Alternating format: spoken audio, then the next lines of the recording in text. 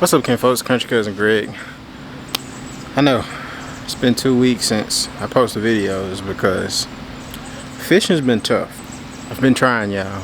Fishing just been tough, and I didn't want to give y'all a bad video. I'm gonna be doing a question video. Something I just thought of. Something I think is very important. We not doing any fishing in this video, but it will be some fishing clips in this video to explain what I have behind me. I don't know if you can see those or not, but I have 4 rods behind me. So, to pick the best crappie rod for you. Now, when it comes to crappie fishing, you got different styles of crappie fishing. So having one rod, you can have one rod that can do it all, but sometimes you're gonna come into a scenario where you're gonna wish you had another rod. So these are 4 rods.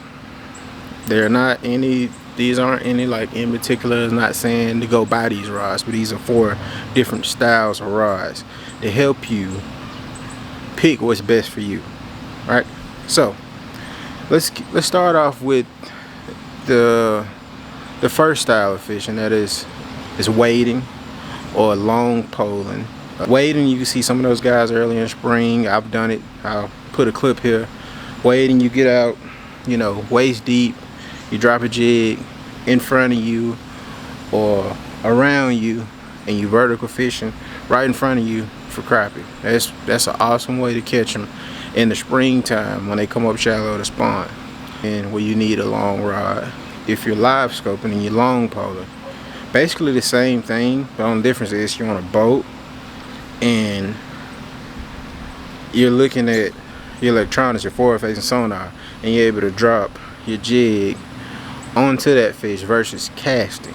So this is a long rod. So what is a long rod? A long rod is pretty much kind of self-explanatory. In my eyes, a long rod is a rod that's about 9 foot long. That's a long rod. This right here is nothing special. This is a Mr. Crappie slab shaker. It might be either 9 foot or a 10 foot. It's a 2-piece rod. This is what I use for wading. Yeah, wading or long poling. Let's break down how to pick out a good long rod. First thing, if you're going to be having this rod in your hand for a long period of time, you want to get your rod that's real light. Now, what I mean by light, you don't want a rod that's top heavy or bottom heavy or it's kind of uncomfortable. You got to think about it. If you're going to be out fishing and you a fisherman like me, you like fishing for a long period of time, you got to think you're going to get something that is real light, something that feels like a feather, so when you go out fishing you don't get those real bad shoulder pains. So another key thing to help you pick out a good long rod is having a long rod that has a real good sensitive tip. Now all crappie rods are going to be sensitive, but you got to have one that has a sensitive tip. So what I mean by sensitive tip, what I like a rod that doesn't have too much wobbling action. So when I go to shake it, this rod is really wobbly. You can't see it, but this rod is really wobbly. But I'm more like a stiffer rod with a softer tip. A softer tip, what comes into play about having a soft tip rod is when that fish thumps it, it vibrates this whole rod. It vibrates this whole rod because all the impact is really in the tip.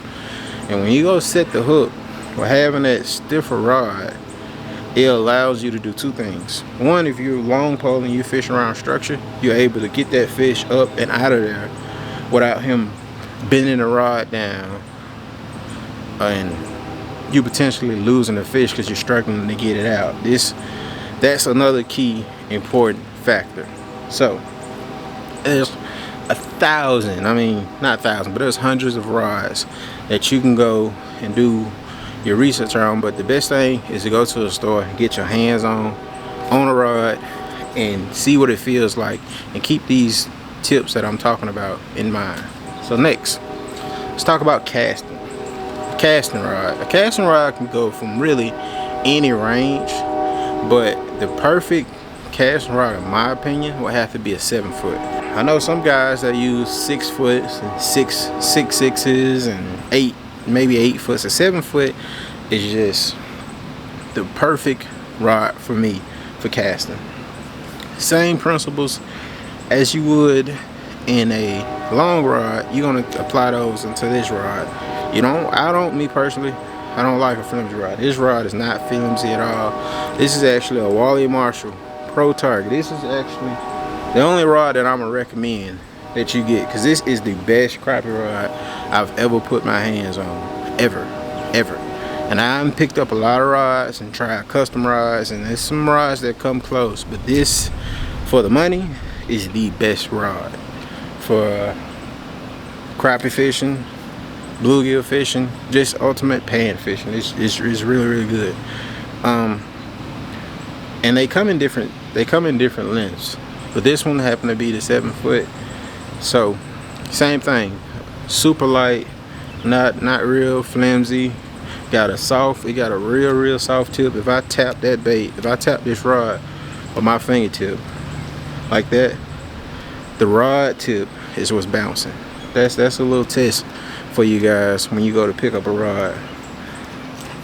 That kind of help you entice them a little bit. 7 foot. The reason I like 7 foot is the 7 foot allows you to cast that jig a long ways. I can cast a 1/32 with a longer rod. I cast a 1/32 on a 7 foot rod a lot longer than I can with a 5 foot rod or a 6 foot rod or a 6'6". Having that little bit extra length is real key, especially if you're fishing from the bank, or you're making very long casts, or you're in a john boat, or you're in a john boat, you're from the bank, and you don't want to spook the fish. You're trying to stay far away from them as possible. This, a 7 foot rod is going to be your best friend, and this is happen to be the one I recommend. Another honorable mention that's a good 7 foot, the Duckett Crappie Slayer. You don't see me use it on my channel in previous videos, and it is another good rod, but this one just takes the cake. Like, if this is number 1, the Duckett will be number 2. So now we're gonna be talking about the 6'6". So this rod right here is going to be the rod that I'm gonna use when I'm around fishing, especially if I'm fishing up under a bridge and I don't have much clearance. I'm gonna go with a 6'6" rod. Still want that length so I can be able to cast, but I don't want it too long, so when I set the hook, I'm have a potential of breaking off my rod or breaking my rod. Keep those same principles. You don't want a rod that's too flimsy. You want a rod with a fast tip. And another key factor for me, I like having rods that have a longer handle. So when I go to make a cast, I'll show y'all. When I go make a cast, I just don't cast it like that. I take my other hand and I use it as a lever to, you see how that rod just snapped? Just snap that rod and get that jig way out there. I mean, sometimes you got to make a far cast. So this is a 6'6". Like I said, y'all, the same principles. You don't want a rod that's too heavy, and you don't want a rod that's too flimsy. That's just me. Find you a solid rod that's lightweight, has a fast tip, that's not really wobbly. You appreciate and thank me later. This is kind of like on the long side. I haven't really got me a real dock shooting rod, but the next side we're going to be talking about is dock shooting. Dock shooting is when you take a jig. Here's a little jig right here. Y'all see? Take this jig, you load up your rod. You take that jig like that, and you load up your rod, and then you let it go, and you're letting that jig go up on a boat dock, or there we go. This is a Wally Marshall. This is another good rod. I actually would recommend this rod. This is a classic signature series Wally Marshall, and I just got the Wally Marshall reel on this. Now, speaking of reels, next in the upcoming video, we're gonna do this same style of video. We're gonna be talking about reels. We're gonna break down this crappie fishing and help you guys and help everyone that wants to learn about crappie fishing, or at least want to learn what I know about it. I'm gonna break it down in the videos, because I can be sitting here talking all day. If I was to start from the rod to the line to the reel to the lure to all the different aspects of crappie fishing, this video will be 3 hours long. And I know some people probably would watch that, but you will get bored of it real quick. So I'm gonna break these videos down. But anyway, that's my little input on the 4 styles of crappie fishing, how to pick a crappie fishing rod for you. So if you know what type of fishing you're doing, this should help you, in my opinion. Do you need all 4? If you're not doing all 4, don't have all 4. Because it's certain times of the year where I get to do all 4 of the things, but mainly I cast. I do a lot of casting. I really could substitute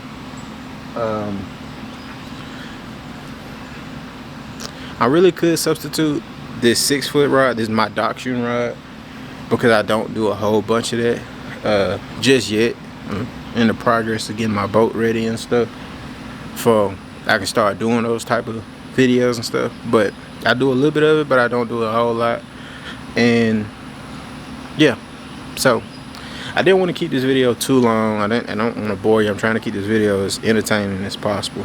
But if you could drop down, give your country cousin a like, tell me what you think in this video, what helped you, drop down some information, something that I may have missed that you want to see me talk about in another video. But yeah, that's gonna wrap this video up, y'all. At this point I'm just rambling. I already said the meat and the potatoes of the video. So if you could, give your boy a like, drop me a comment, and if you're feeling real generous, you can hit that subscribe button. It's free, and it'll help your country cousin out a lot. But until next time, Country Boy Passion.